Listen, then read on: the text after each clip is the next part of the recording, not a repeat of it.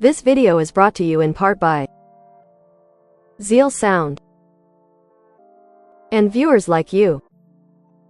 Thank you. Yo, Speedy, clip this one.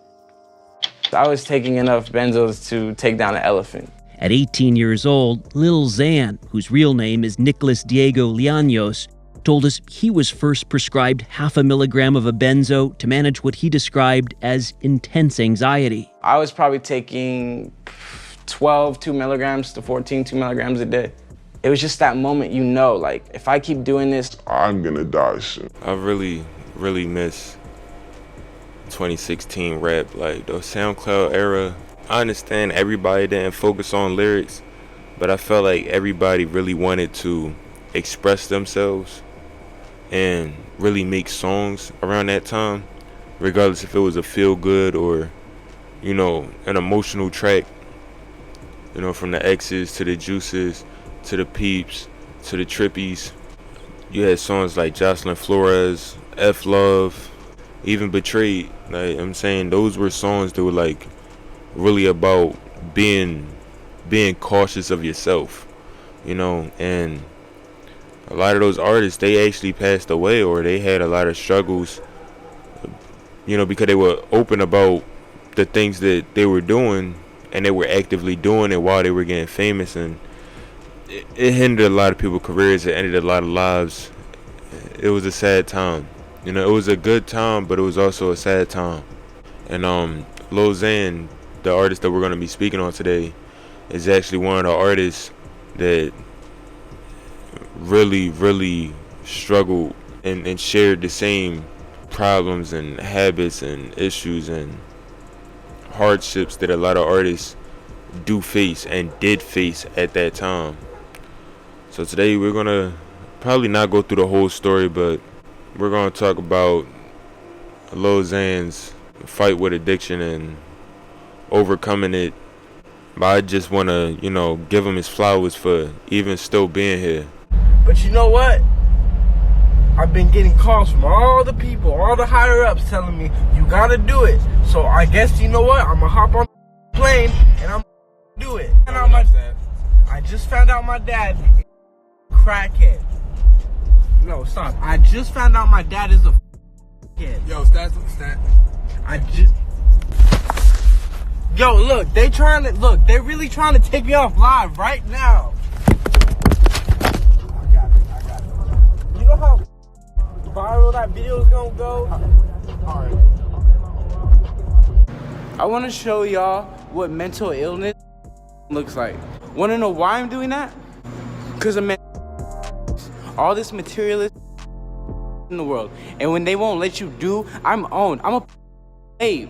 I'm a slave to my management. I'm a slave to everybody. I don't get control of my license. I don't get control of my bank account. I don't get control of I can't even drive that car. They put it in the basement so I couldn't take it.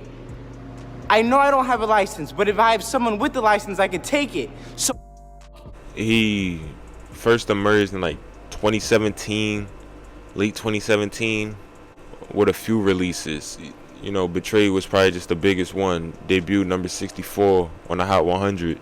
He was pretty consistent at first. He had features from everybody. Low Skies, you know, he was featured on World Star. I think he had a video on No Jumper, if I'm not mistaken. Lyrical Lemonade, you know, it was a good time for him. You know, he started off strong, and he got a lot of hate. You know, either for certain things he said in his interview, certain things he said on stage. You know, he had little controversial incidents throughout his career, but a lot of the issues didn't really arise until it came with dealing with his label. And he felt as though the label was really was playing with him, as far as not allowing him to do this, not allowing him to do that, treating him like a kid pretty much. Even though he did understand that, you know what I'm saying, but he was mature enough to at least ask for that trust, you know. But again, he felt like he was being taken advantage of. Well, I don't even like to call him my manager anymore. Stat Quo. Remember that name, Stat Quo. I was a drug addict back then, right? And And my manager was supplying me with the drugs. He knew all my plugs, so if I couldn't perform because I was withdrawing back then, Cause yes, I used to be a drug addict. you know, he would make calls, send $5,000 out here, $5,000 out here, just to ship the drugs to wherever we're at in the world, Switzerland or anywhere in America. And he's gonna act like he didn't do that, like a hypocrite. And I'm really feeling like I should take him to court, right? Now, although the drugs were mostly a negative thing, a lot of the time he was taking them to perform, to, you know, make songs, just to be capable of doing things, you know. And it could have been a mix of him feeling like he wasn't able to operate, and then it also could have been his label and his managers just force feeding him so that he could feel as though he's, you know, capable of doing things. But he was still releasing music, he was still on tour, you know, he was still doing music, but it was just in the face of the fans, a lot of stuff that was going on, and it just didn't look good. He was getting attacked left and right, both literally and figuratively. He deleted his Twitter. You know, his anxiety was going through the roof, and so was his drug abuse. 2022 was the year of sobriety for Lil Xan. You could see that the death of Mac Miller probably had a huge effect on Lil Xan's sobriety. You know, he looked up to Mac Miller a lot, and a lot of people around him, they passed through the drugs. So although he probably already wanted to get sober, it's probably accelerated and pushed his motivation. But throughout his entire hiatus, you could see that he was still uploading and keeping his fans updated. You know, he was still making music, you know, 40 days sober, you know, he was doing interviews.